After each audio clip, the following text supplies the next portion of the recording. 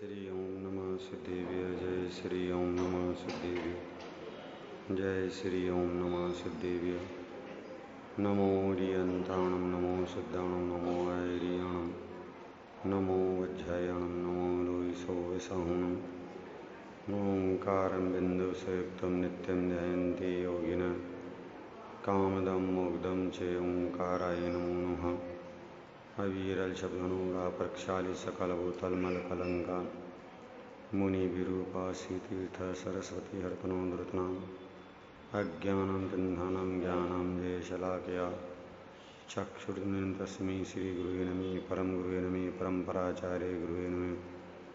शुक्लपरिवर्तकं धर्मसंबंधकं भव्य विनोदप्रबोधकारं पुण्यप्रकाशकं पापनाशकं शास्त्रं श्री लक्षण नाम दर्शकर्तारा श्री सर्वदेवता दुस्त्रगणधर देवा प्रतिगणधर देवा स्तेषां वचनानुसार मासादि कुंकुनाम सर्पनिधुकं संजीवृचेतां श्रोतारे सावधानतया शृण्वन्तु। मंगलं भगवान् वीरो मंगलं गौतमो गणी मंगलं कुन्दकुन्दाद्यो जैनधर्मोऽस्तु मंगलं सर्वमङ्गलमाङ्गल्यं सर्वकल्याणकारिकं प्रदानं सर्वधर्माणां जैनं जयतु शासिनं जैनं जयतु शासिनम्। जिनका परम पावन चरित्र निधि समान पारे जिनके गुण कथन में गण दर न पावे पारे बस वीतरा विज्ञान जिनके कथन का सारे उन सर्वदर्शी सन्मति को वंदना शतवारे वंदना शतवारे। बोलिए वीतरागी देवशास गुरु धर्म की 10 लक्षण महापर्व की। आत्मा की पर्युपासना करने के महान मंगलकारी ये पर्युषण पर्वराज हैं। 10 लक्षण महापर्व हैं जो आत्म प्रदेशों की पावन धरा पर सम्यक्त्व का पुष्पंकुरित करने के लिए हमें प्रेरित करते हैं और विरक्त मुनिराजों के द्वारा आराधित 10 लक्षण धर्मों को अपनी प्रणति में प्रकट करने के लिए प्रेरणा देते हैं। और जो जीव ऐसे पावन प्रसंगों पर आत्म स्वरूप की प्रतीति पूर्वक चारित्र की 10 प्रकार से आराधना करते हैं तो उनकी परिणति में ये उत्तम क्षमादिक 10 धर्म प्रकट हो जाते हैं। लेकिन ये धर्म किसको प्रकट होते हैं कि सम्यक दृष्टि ज्ञानी धर्मात्मा को ही प्रकट होते हैं, अज्ञानी मिथ्या दृष्टियों को ये प्रकट नहीं होते हैं। अतः अविरत सम्यक दर्शन चतुर्थ गुण स्थान से लेकर के सिद्धों तक अपनी अपनी भूमिका के अनुसार ये परिणति में प्रकट होते हैं। प्रारंभ के 5 धर्म उत्तम क्षमा, मार्दव, आर्जव, शौच और सत्य, इसमें स्वभाव की मुख्यता से कथन किया गया है। जो ऐसे क्षमा स्वभाव, मार्दव स्वभाव, आर्जव स्वभाव, शौच स्वभाव और सत्य स्वभाव का अवलंबन लेता है तो उसकी परिणति में वीतराग दशा प्रकट होती है, सुख और अतीन्द्रिय आनंद की दशा प्रकट होती है। उसका नाम धर्म है। और उत्तम संयम, तप, त्याग, आकिंचन और ब्रह्मचर्य धर्म, इसमें पर्याय में प्रगटता की मुख्यता से कथन किया जा रहा है कि पर्याय में कैसे प्रकट हो, इसकी मुख्यता से कथन करते हुए यह सिद्ध किया गया है कि भाई जैन दर्शन को प्राप्त करने के पश्चात यदि जीवन में परिवर्तन नहीं आता है तो जैन धर्म को प्राप्त करना बेकार है। भाई ये जैन धर्म और जैन दर्शन तो जीवन में परिवर्तन मांगता है, जीवन में कुछ परिवर्तन आना चाहिए, ऐसा महसूस होना चाहिए, कोई नवीन कार्य, नवीन परिणति, नवीन पर्याय हमें प्रकट हुई है। लेकिन यदि परिवर्तन नहीं आता है तो जिनागम और आचार ज्ञानी यह कहते हैं कि भाई जैन धर्म को प्राप्त करके भी हमने कुछ नहीं पाया है। तो ये जो अंत के 5 धर्म हैं, ये 5 धर्म में पर्याय में प्रकटता की मुख्यता से कथन करते हुए यह सिद्ध किया जा रहा है कि अपनी परिणति में ये धर्म कैसे प्रकट हुए। जब प्रकट होते हैं कि उसमें द्रव्य स्वभाव तो मुख्य है ही, बिना द्रव्य स्वभाव के ये संयम, तप, त्याग, आकिंचन, ब्रह्मचर्य रूप पर्याय प्रकट होने वाली नहीं है। का उपयोग स्व में सीमित होता है, उसे संयम कहते हैं। तो बाह्य जीवन में भी सीमितता आ जाती है, बाह्य जीवन में भी शुभोपयोग की भूमिका में व्रत आदि का पालन होते हुए परिणति सीमित हो जाती है।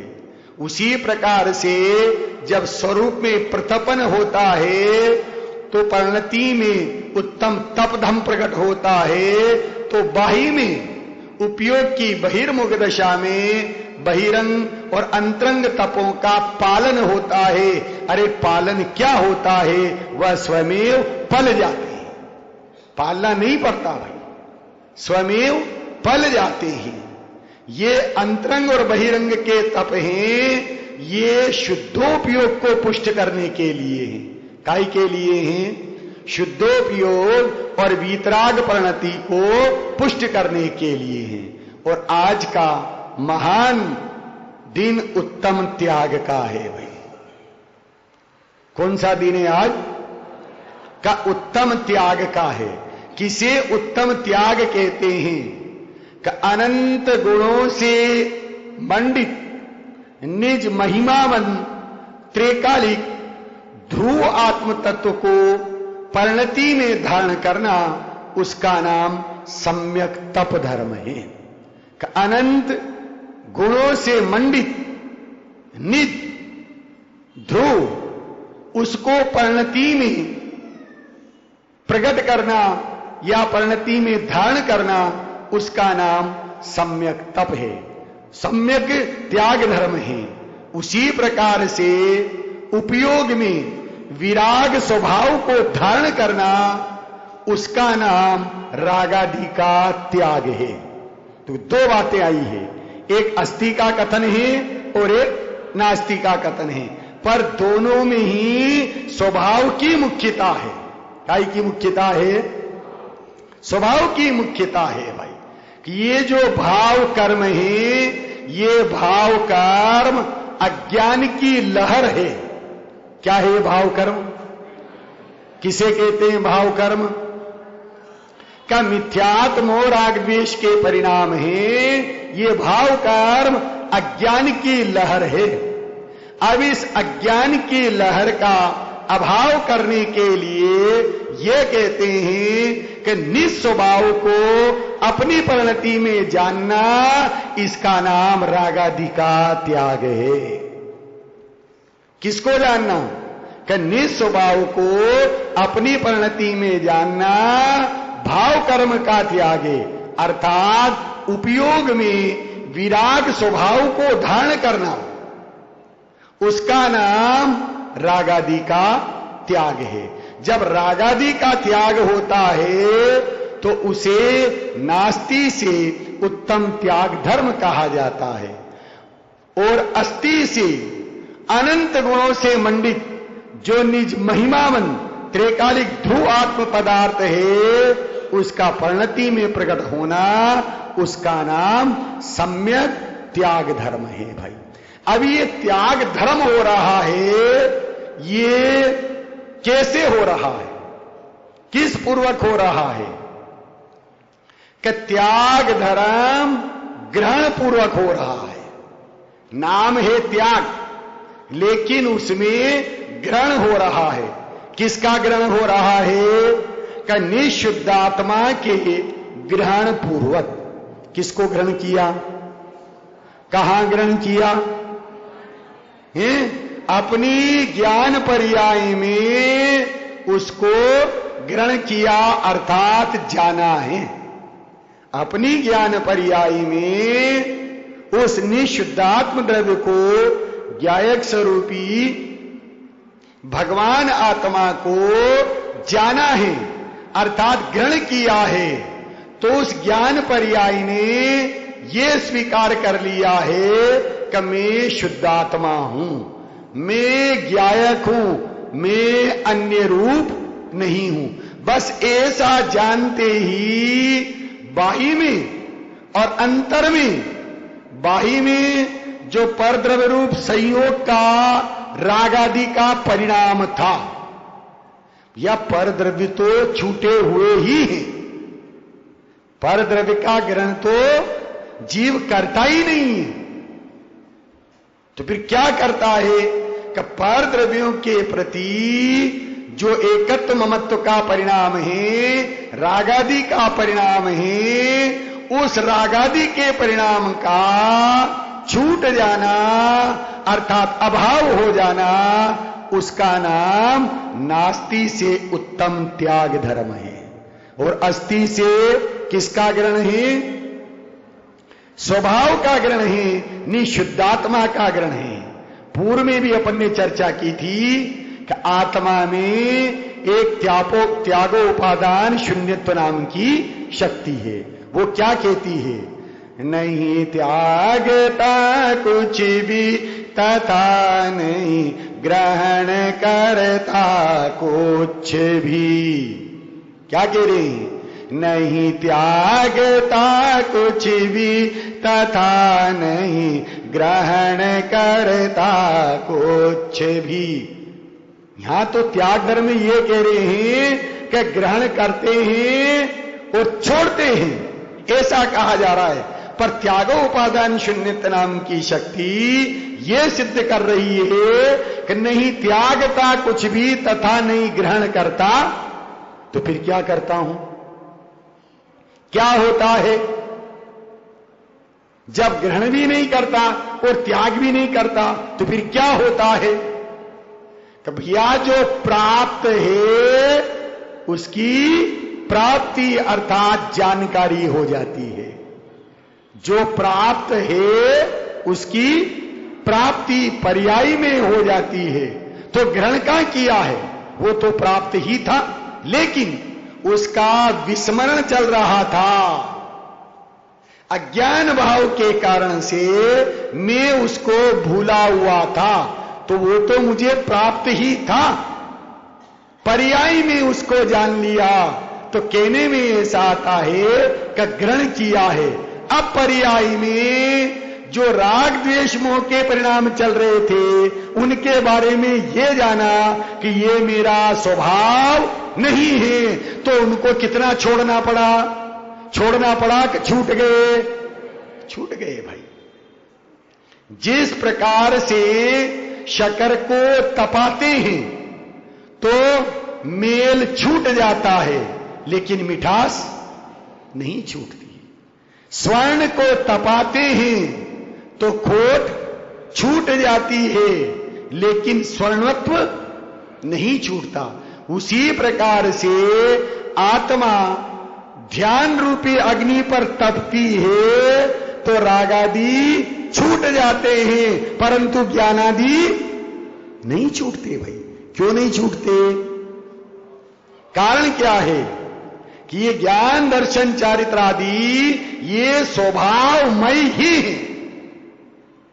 वास्तव में त्याग किसका नाम है? किसे त्याग कहते हैं? किसी को ख्याल में हो? समय सार जी में भी आया है, 35वीं गाथा में भी आया है। बहुत बढ़िया, बिल्कुल सही है कि ज्ञान ही प्रत्याख्यान है, ज्ञान में ही त्याग होता है, वस्तु का त्याग नहीं होता। वस्तु तो छूटी हुई है, पर ज्ञान में जैसे ही ज्ञायक की महिमा आई, ज्ञान में जैसे ही निशुद्धात्म द्रव्य की महिमा आई, तो परिणति में जो रागादि परिणाम चल रहे थे वो रागादिक परिणाम स्वयं छूट जाते हैं, उन्हें छोड़ना नहीं पड़ता है। लेकिन नास्तिक की अपेक्षा रागादि का छूट जाना वो उत्तम त्याग धर्म है, और अस्थि की अपेक्षा निशुद्धात्म द्रव्य अर्थात ज्ञायक के ग्रहण का नाम ही उत्तम त्याग धर्म है। तो इससे यह सिद्ध हो रहा है कि उत्तम त्याग धर्म ग्रहण पूर्वक ही होता है। कैसे होता है? ग्रहण पूर्वक ही होता है। एक राजा अपने राजमहलों से शिकार का परिणाम लेकर के निकला। कौन सा भाव है? पाप भाव है, अशुभ भाव है। शिकार का परिणाम लेकर के निकलता है और जंगल में शिकार की तलाश में भ्रमण करता है, घूमता है, और घूमते हुए उसे शिला के ऊपर दिगंबर संत मुनिराज नजर आते हैं। उन्हें देख करके वो उनके सन्मुख हाथ जोड़ करके बैठ जाता है, ये सोच करके कि ये वन देवता हैं। मुनिराज का उपयोग जब बाहर आता है, उसे बैठा देख करके धर्म वृद्धि का आशीर्वाद देते हैं और उसे उपदेश देते हैं। संसार की असारता दिखा करके ये सिद्ध करते हैं कि भाई तुम तो रक्षक हो, और रक्षक बन होकर के ही यदि भक्षक बनोगे तो इन जंगली जानवरों के रहने का स्थान और कहां होगा। अरे इस हिंसा के महापाप से तुम नरकों में जाओगे और दुख उठाओगे। यदि उन दुखों से बचना है, नरक निगोद में जाने से बचना है, तो भाई स्वभाव का अवलंबन लेकर के अपनी परिणति में मोक्ष मार्ग को प्रकट करके और मोक्ष अवस्था को प्राप्त करो। भाई ये मनुष्य पर्याय सच्चे सुख की प्राप्ति के लिए मिली है। ऐसा उपदेश जब उस राजा ने सुना, सुनकर के उसे विरक्ति आई। कौन सा भाव लेकर के आया था? पाप भाव, अशुभ भाव लेकर के आया था। अब मुनिराज के सन्मुख बैठा है, उपदेश सुन रहा है। कौन सा भाव है? शुभ भाव है। लेकिन उसी समय संसार से विरक्ति का परिणाम आया और जिनेश्वरी दीक्षा को अंगीकार कर लिया, और जिनेश्वरी दीक्षा लेते ही 3 चोकड़ी कषाय के अभाव पूर्वक स्वसंवेदन रूप प्रणमन करते हुए परिणति में वीतराग परिणति को प्रकट करके वो भी मां शिला के ऊपर विराजमान हो गए हैं। भाई कौन सा परिणाम है? शुद्ध भाव है। भाई शुद्ध भाव है। अरे अशुभ भाव लेकर के आया था।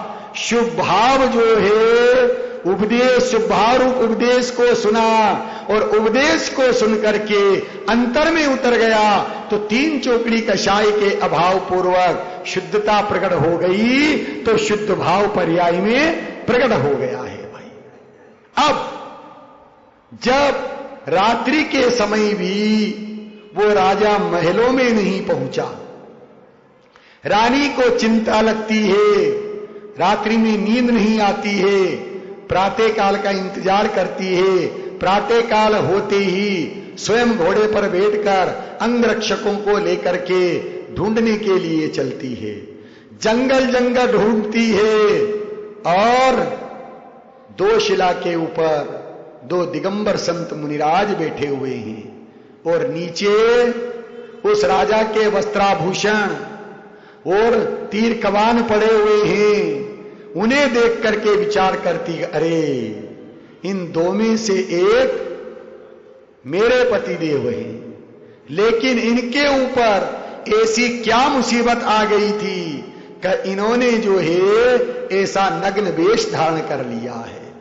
वह नजदीक जाकर के हाथ जोड़ करके कहती है कि भार आपके सर पे क्या जो बैठे हो तुम भाट पर, ध्यान से सुनना जरा, भार आपके सर पे क्या जो बैठे हो तुम भाट पर, राजपाट और मुझको तुमने छोड़ा किस आधार पर। भार आपके सर पे क्या जो बैठे हो तुम भाट पर और राजपाट और मुझको तुमने छोड़ा किस आधार पर। जब ये बात रानी ने कही और उपयोग स्वरूप से बाहर आया तो जवाब देते हैं कि भार हो जिसके सर पर वो तो डूब जाए मझधार में, भार हो जिसके सर पर वो तो डूब जाए मझधार में। अरे भव सागर से पार होने को भार झोंक दिया भाड़ में। भार जो है कहां झोंक दिया है, भाड़ में झोंक दिया है भाई। और परिणति में वीतरागता को प्रकट किया है भाई। किसके अवलंबन से? कि शुद्धात्म द्रव्य के अवलंबन से, स्वरूप की आराधना के अवलंबन से बाई में राजपाट समस्त अंतरंग और बहिरंग का त्याग हो गया, त्याग करना नहीं पड़ा भाई।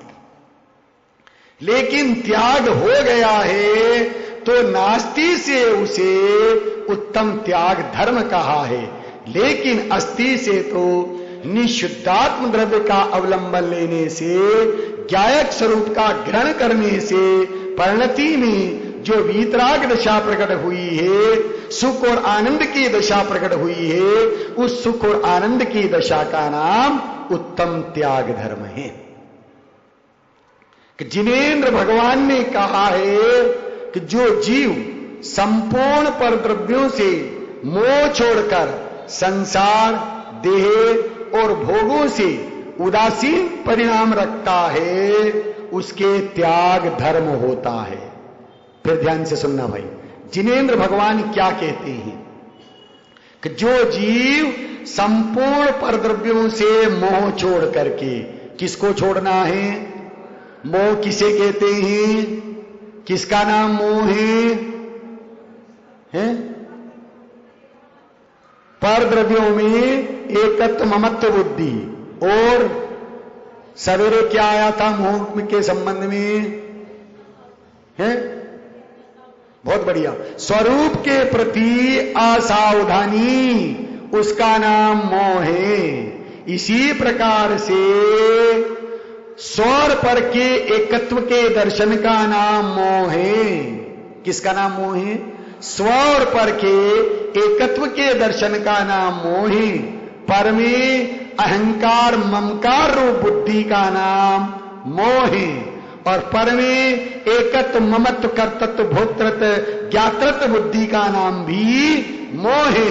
और ऐसा परिणाम जो हमें स्वरूप से पतित करता है, स्वरूप के प्रति असावधान रखता है, उसका नाम मोह है। तो यहां क्या कह रहे हैं कि जो जीव संपूर्ण पर द्रव्यों से मोह छोड़कर, पर द्रव्य, लेकिन पर द्रव्य को नहीं छोड़ना, पर द्रव्य तो छूटा हुआ ही है। उस परद्रव्य के प्रति जो एकत्व ममत्व का परिणाम है, परद्रव्य के प्रति जो चाहने रूप परिणाम है, राग रूप परिणाम है, उस परिणाम को छोड़कर संसार देह भोगों से उदासीन रूप परिणाम रखता है। किसका नाम उदासीनता है? किसका नाम उदासीनता है? बहुत बढ़िया। उद मतलब उत्कृष्ट, मेरा आत्म स्वभाव है। उस आत्म स्वभाव में जब आसीन हो जाता है तो संसार देह भोग छूट जाते हैं।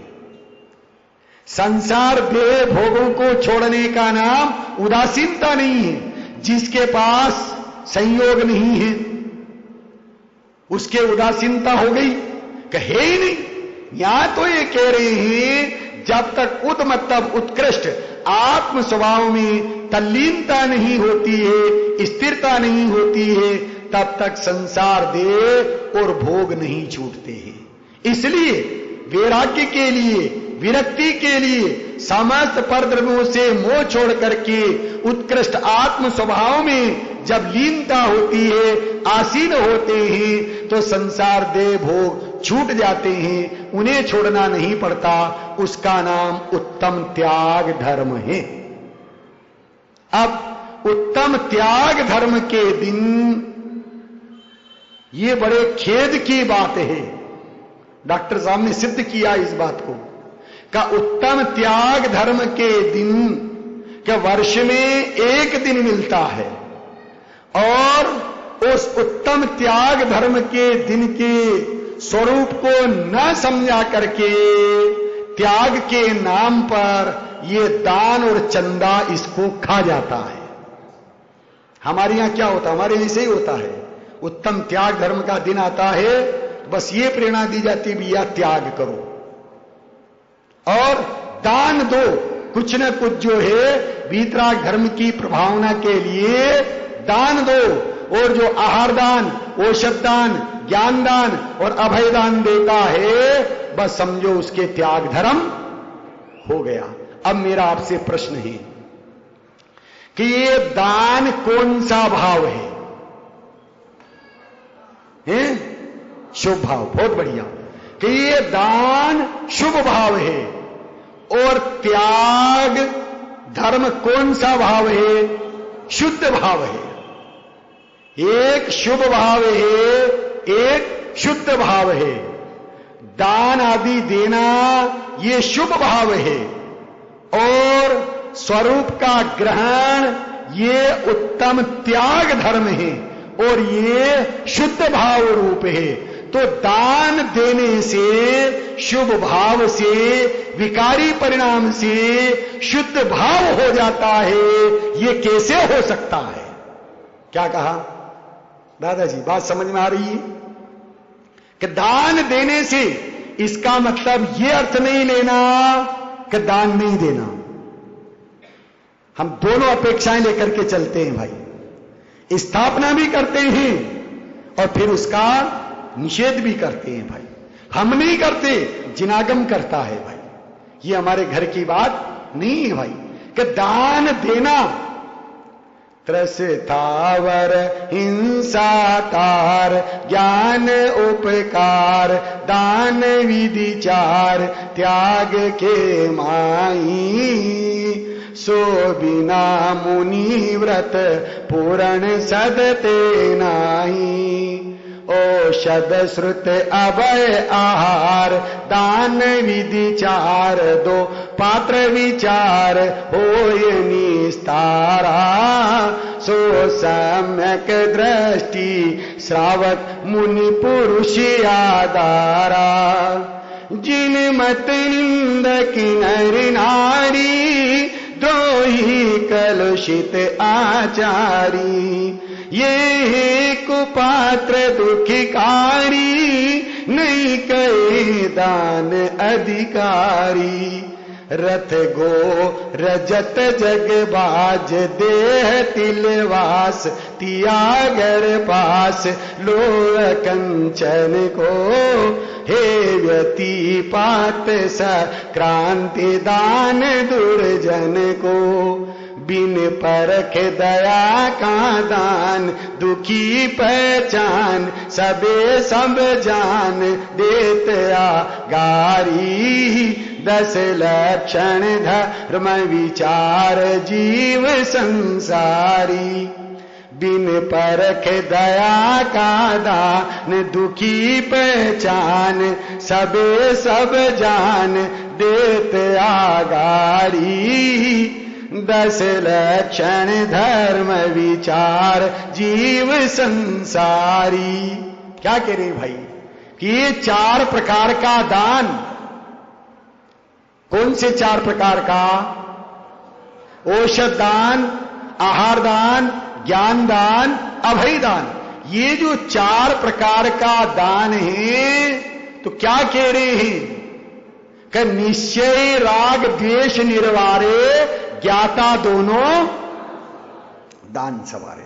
यह दान भी 2 प्रकार का है, एक निश्चय दान है और एक व्यवहार दान है। तो निश्चय दान किसे कहते हैं? किसका नाम निश्चय दान है?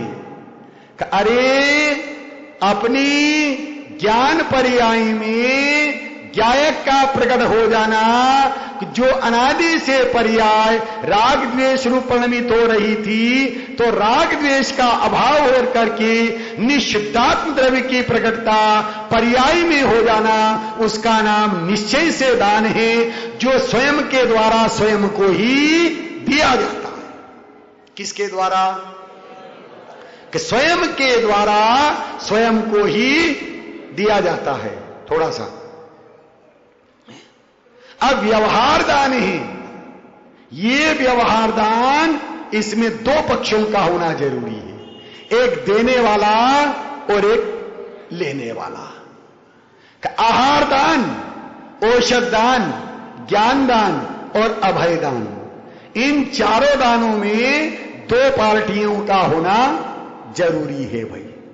अब जब दान दिया जाता है और एक लिया जाता है, तो आहार देने वाले को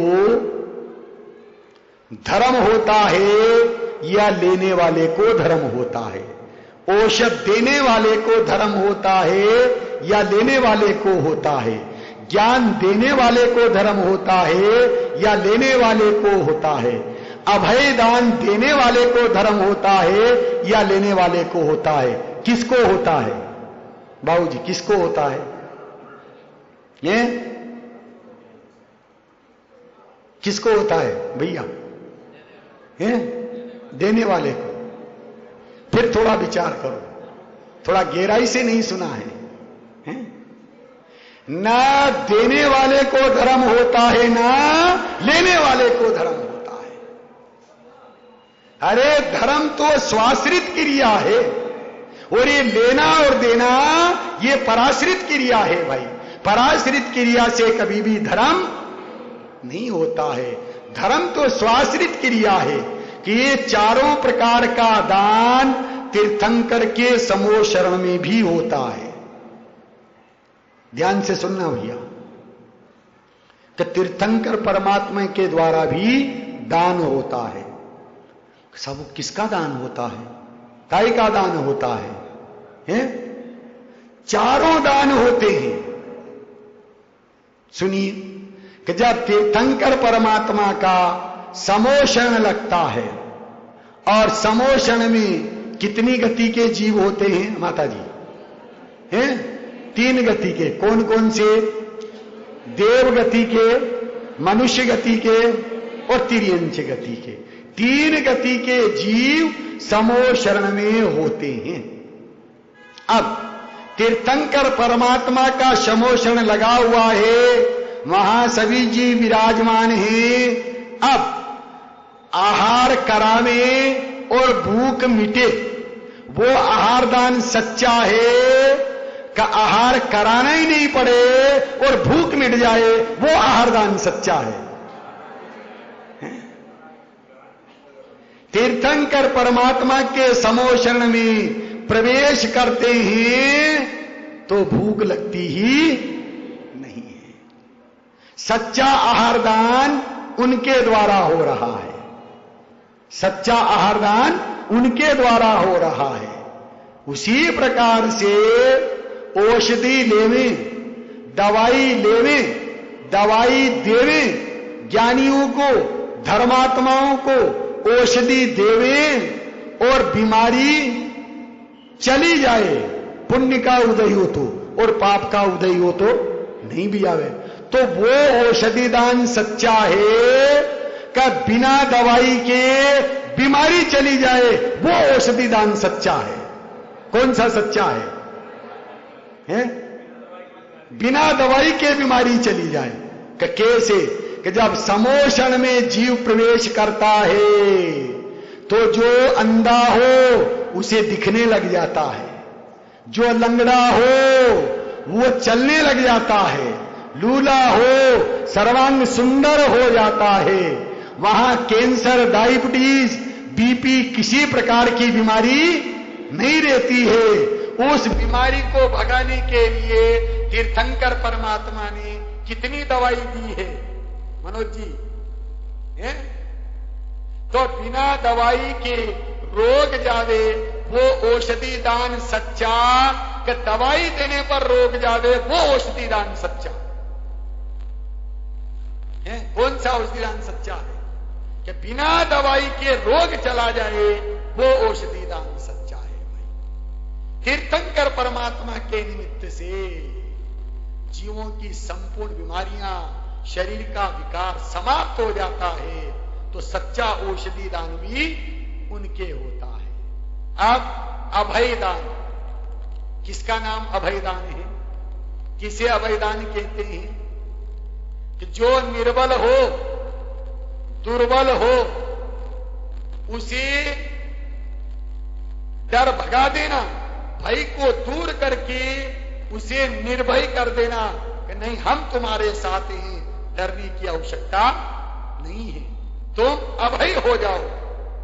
वो अभय दान सच्चा है कि स्वमेव ही जीवों का भेदभाव समाप्त हो जाए और एक साथ समोषण में उपस्थित होकर के दिव्य देशना का स्मरण करे।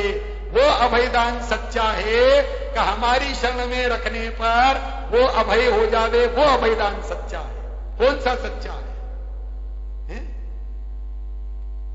क्या तीर्थंकर परमात्मा के समोषण में तिर्यंच गति के कौन कौन से जीव रहते हैं? जिनके जन्मजात बेर है, चूहा बिल्ली, कुत्ता बिल्ली, सर्प नेवला, सर्प मयूर, गाय शेर, हिरण शेर, जिनके जन्मजात बेर है और वो समोषण में कैसे बैठे रहते हैं?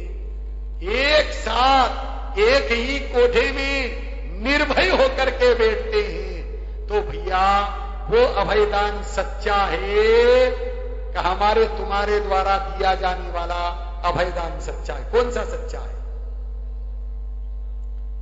तीर्थंकर परमात्मा के द्वारा दिया जाने वाला अभयदान सच्चा है। अब ज्ञान दान किसे कहते हैं? ज्ञान दान, किसका नाम ज्ञान दान है? कि पाठशाला खुलाने के लिए चंदा देना, शास्त्र छपवाने के लिए चंदा देना, तत्व प्रचार प्रसार के लिए सहयोग करना, क्या इसका नाम सच्चा ज्ञान दान है? तो फिर नहीं करना चाहिए। क्यों करते हैं? आज के दिन हमारे यहां तो जो है सभी भाई बहन किसी न किसी प्रकार से शास्त्र छपवाने के लिए, पाठशाला चलाने के लिए, त्यागी वृत्तियों के आहार दान के लिए कुछ न कुछ जो है द्रव्य का त्याग करते ही करते, देते ही देते हैं। क्यों करते हैं? नहीं करना चाहिए कि ऐसा किसने कहा है। लेकिन सच्चा ज्ञान दान क्या है? कि तीर्थंकर परमात्मा की दिव्य देशना को सुन करके और दिव्य ध्वनि में जो भगवान आत्मा की बात आई है, ज्ञायक स्वरूपी भगवान आत्मा की बात आई है, उस ज्ञायक स्वरूपी भगवान आत्मा की बात को सुनकर के ये निर्णय करते हैं कि ये ज्ञायक स्वरूपी भगवान आत्मा अन्य नहीं है, मैं स्वयं हूं, और ऐसा विचार करके अंतर में उतर जाते हैं। इसका नाम सच्चा ज्ञानदान है। कि ज्ञान स्वरूपी ज्ञायक स्वरूपी भगवान आत्मा ज्ञान पर्याय में आ जाए, उसका अवलोकन हो जाए, इसका नाम सच्चा ज्ञानदान है भाई।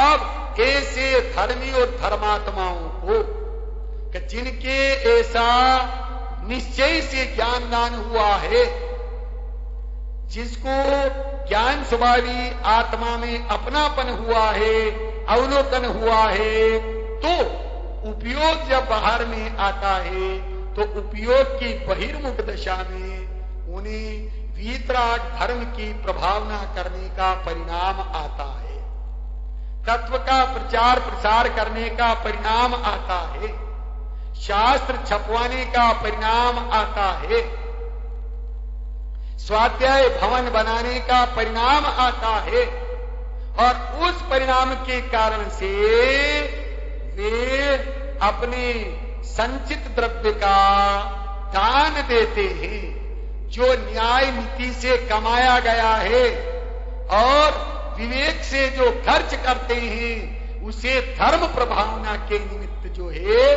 दान करते हैं, तो व्यवहार से उसे सच्चा दान कहने में आता है। काय के लिए, किसके लिए, किसके लिए दान दे रहे हैं? कि वीतराग धर्म की प्रभावना के लिए।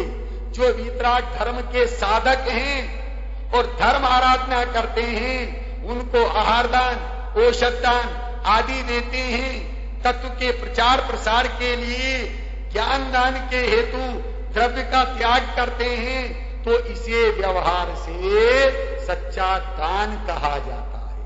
हर किसी को लेने देने का नाम सच्चा व्यवहार से दान नहीं है भैया। जिन मत निंदक नर नारी, द्रोही कलुषित आचारी, ये है कुपात्र दुखकारी, नहीं कहे दान अधिकारी। जो जिन मत के निंदक है भाई, द्रोही है, कलुषित है, ऐसे व्यक्ति दान के पात्र नहीं है भाई। ज्ञानी धर्मी जीव जो दान देता है वो काय के लिए देता है, किसके लिए देता है? क्या वीतराग धर्म की प्रभावना के लिए देता है, जिससे वीतराग धर्म की प्रभावना चलती रहे, उसके लिए जो है वो दान देता है। तो उसको व्यवहार से सच्चा दान कहा जाता है। निश्चय रूप दान, व्यवहार रूप दान। अब आचार्य अकलंक देव हुए हैं, उन्होंने ये सिद्ध किया है कि सचेतन और अचेतन परिग्रह की निवृत्ति को ही त्याग धर्म कहते हैं। क्या कहते हैं? सचेतन और अचेतन परिग्रह की निवृत्ति को त्याग कहते हैं। त्याग में बाह्य और अभ्यंतर परिग्रह का त्याग होता है। किसमें? त्याग में बाह्य और अभ्यंतर परिग्रह का त्याग होता है। तथापि त्याग धर्म में निशुद्धात्मा का ग्रहण होता है। क्या कहा? त्याग धर्म में निशुद्धात्मा का ग्रहण होता है, और त्याग में बाह्य और अभ्यंतर परिग्रह का त्याग होता है। पर ज्ञानी धर्मी जीव निशुद्धात्म द्रव्य का ग्रहण करते हैं और उपयोग बाहर में आता है, तो उस उपयोग की बहिर्मुख दशा में क्या करते हैं? धर्म की प्रभावना हेतु बाह्य धन संपत्ति आदि का भी त्याग कर देते हैं, उसको भी दान दे देते हैं। तो इस दान से उनके व्यवहार दान व्यवहार धर्म फलता है। ऐसा क्यों करते हैं? कारण क्या है?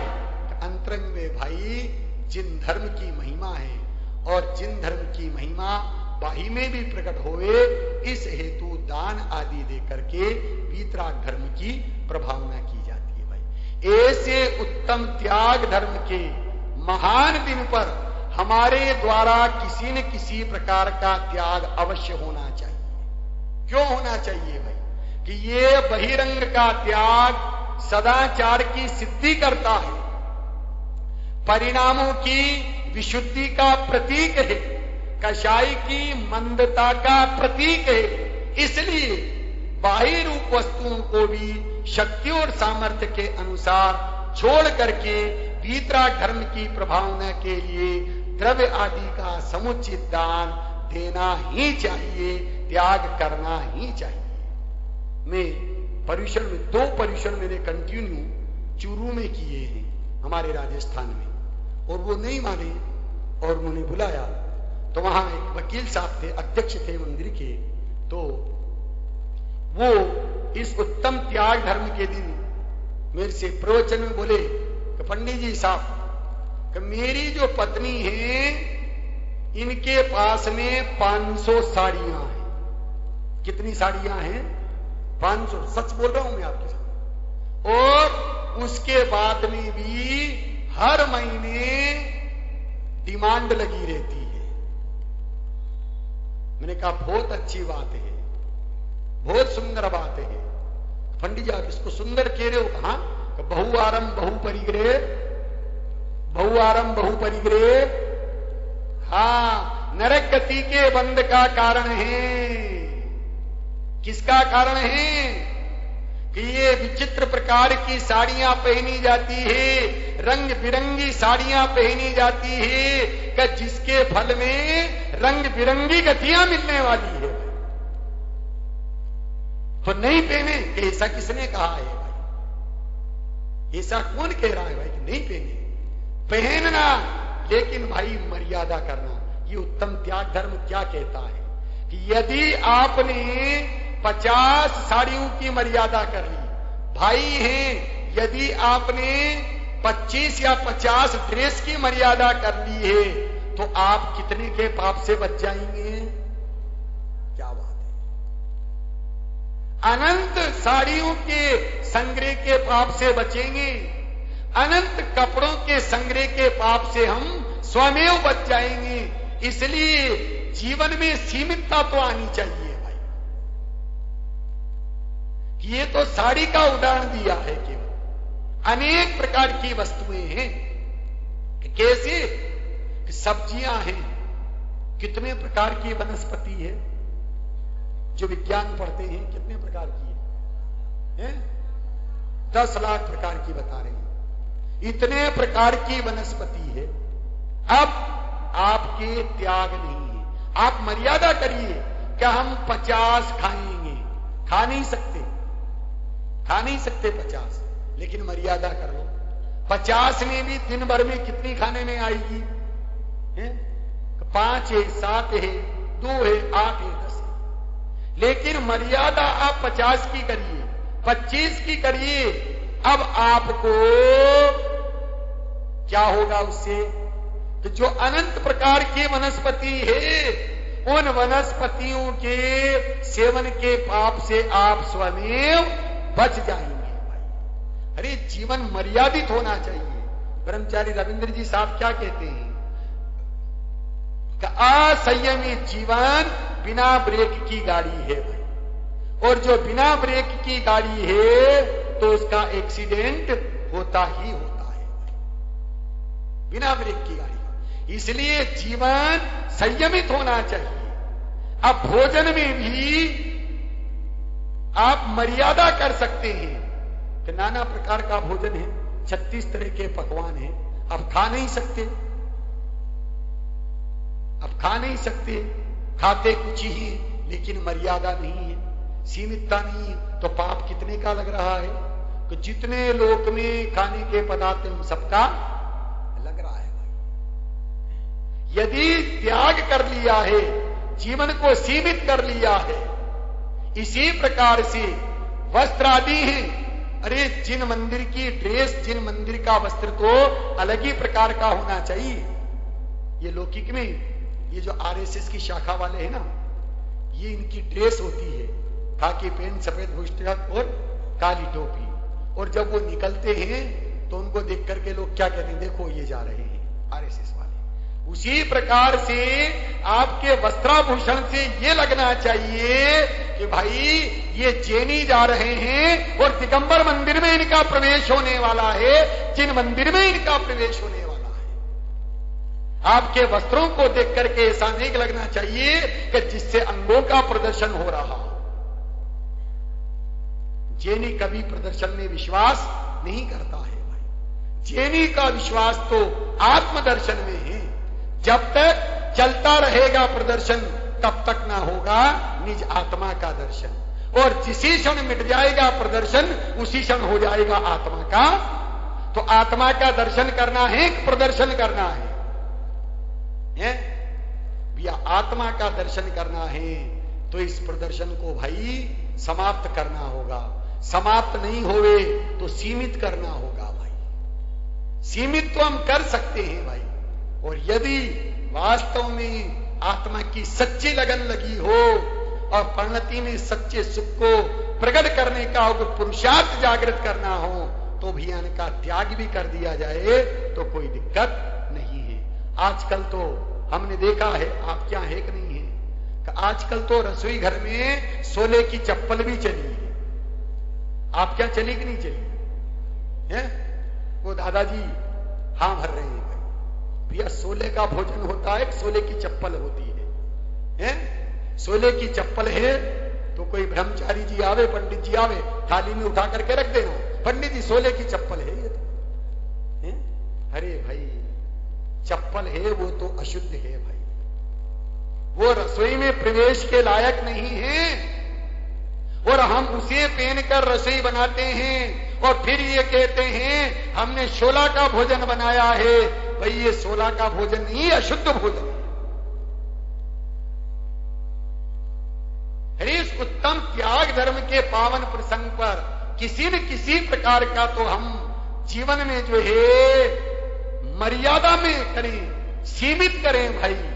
जब बाही में हम मर्यादा करेंगे, सीमित कर लेंगे तो निश्चित रूप से हमें आत्मा को जानने का अवकाश मिलेगा भाई।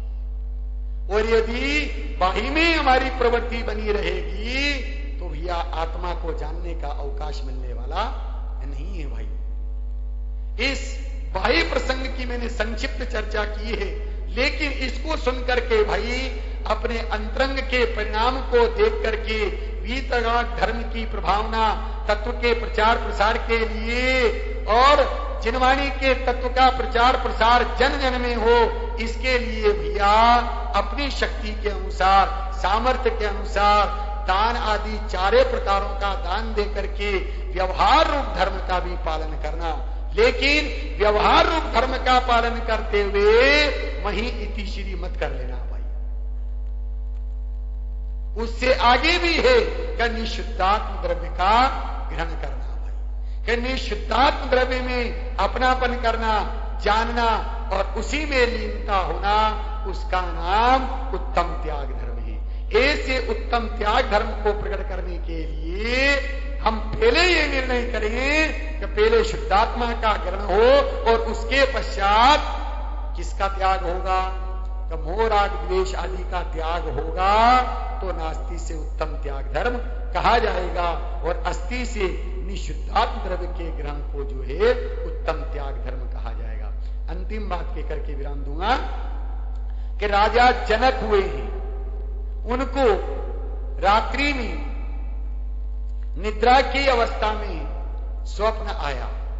ये स्वप्न आया कि मेरे राज्य के ऊपर किसी ने आक्रमण कर दिया है और उसकी सेनाएं आकर के मेरे राजमहल को घेरने जा रही है। तो राजा जनक उठकर के महल के पिछले दरवाजे से निकल गए और भाग रहे हैं, और 3 दिन तक भागते रहे, और भागते भागते ऐसे गांव में पहुंचे जहां कोई सेठ सदाव्रत बांट रहा था और बहुत बड़ी लाइन लगी हुई थी। उस लाइन में वो भी लग गए। अब वो सेठ सदाव्रत बांट रहा है, अर्थात भोजन का दान कर रहा है, सब लेते जा रहे हैं और जाते जा रहे हैं। उनका नंबर आया जब तक भोजन खत्म हो गया। अब भोजन खत्म हो गया। राजा जनक ने कहा, करे बहुत भूख लग रही है, 3 दिन से भूखा हूं, मुझे कुछ न कुछ चाहिए। वो सेठ कहता है, करे सब खत्म हो गया, मैं तुम्हें क्या दूं, जो कुछ हो वही दे दो। सेठ ने कड़ाई खुर्ची और जो खुरचन निकली उसको हाथों में रख दिया, हाथों में रख दिया। और राजा जनक जैसे ही खाने के लिए उसमें से उठाते हैं, इतने में ऊपर से एक चील आती है और झपट्टा मार के उस खुरचन को भी, और राजा जनक की आंख खुल जाती है। अब वो विचार करते हैं कि अरे ये सत्य है कि वो सत्य है। क्या विचार करते हैं कि ये सत्य है कि वो सत्य है। बस इस विचार में उन्हें चैन नहीं पड़ता है। वो राज दरबार लगाते हैं, सभी विद्वानों को बुलाते हैं और उनके दरबार में उनके नगर में एक अष्टावक्र जी नाम के विद्वान भी थे, उनको भी बुला करके लाते हैं। अष्टावक्र जी 8 प्रकार से उनका शरीर जो है मुड़ा हुआ था, उनको लेकर के आए तो उनको देख करके सारे दरबारी हंसने लगे।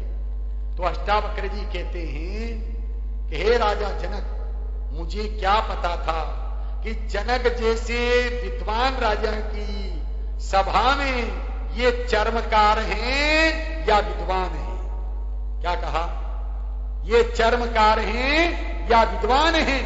कि राजा जनक जैसे विद्वान की सभा में तो मुझे ऐसा पता था कि विद्वान ही आते हैं, लेकिन मुझे तो ऐसा लग रहा है कि ये विद्वान नहीं, ये चर्मकार हैं। क्यों कि चमड़े से पहचान कर रहे हैं। राजा ने हाथ जोड़ करके विनय से प्रश्न पूछा, अरे पंडित जी, हमारी एक शंका है कि ये सत्य है कि वो सत्य है। अष्टावक्र जी ने कहा, ना ये सत्य है ना वो सत्य है, दोनों ही सत्य नहीं है। कैसे, घटना बताओ तो सिद्ध करूं। राजा जनक ने घटना बताई और अष्टावक्र जी ने कहा, हे राजन, जिस प्रकार से वो रात्रि का स्वप्न था, वो कौन सा स्वप्न था, रात्रि में निद्रा का स्वप्न था, उसी प्रकार से ये दिन की जागृत अवस्था का स्वप्न है।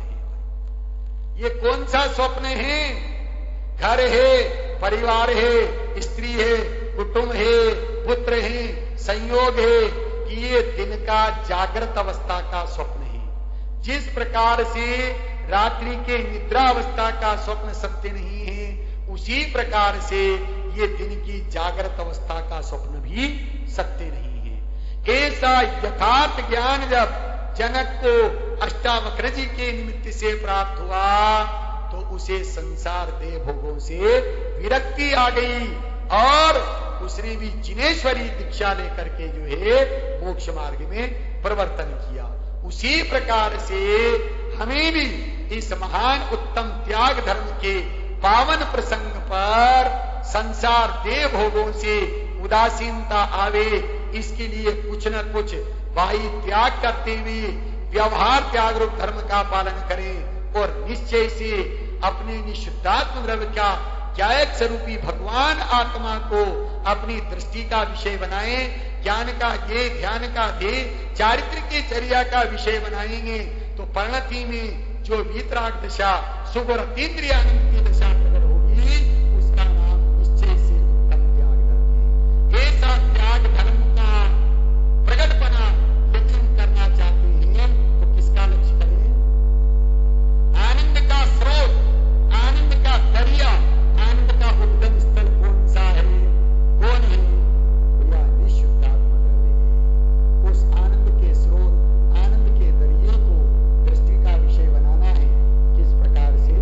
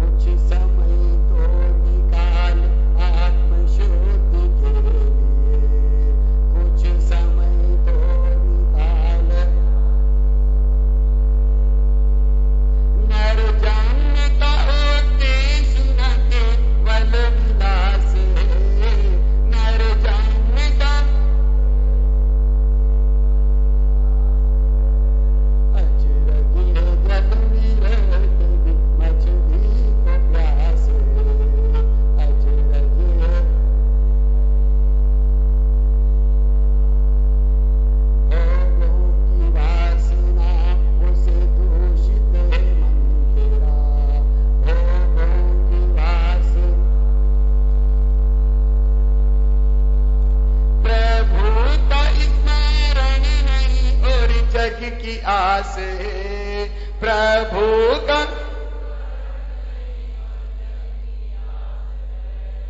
गायक का स्मरण नहीं और जग की आस है, क्या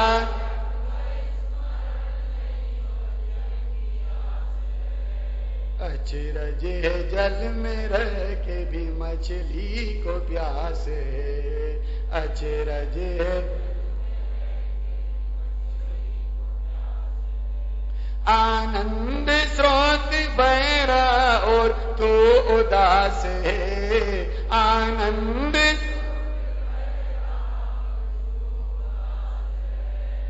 अचरज है जल में रह के भी मछली को प्यास है, अचरज है जल में रह के भी से, अचरज है जल में रह के भी मछली को प्यास है, अचरज है को प्यास है। सभी जीव ऐसे उत्तम त्याग धर्म के महान पावन प्रसंग पर उस गायक स्वरूपी भगवान आत्मा को अपनी दृष्टि का विषय बनाएं, श्रद्धा का श्रद्धेय बनाएं, ज्ञान का ध्येय बनाएं, ध्यान का ध्येय बनाएं, चारित्र की चर्या का विषय बना करके अपनी बना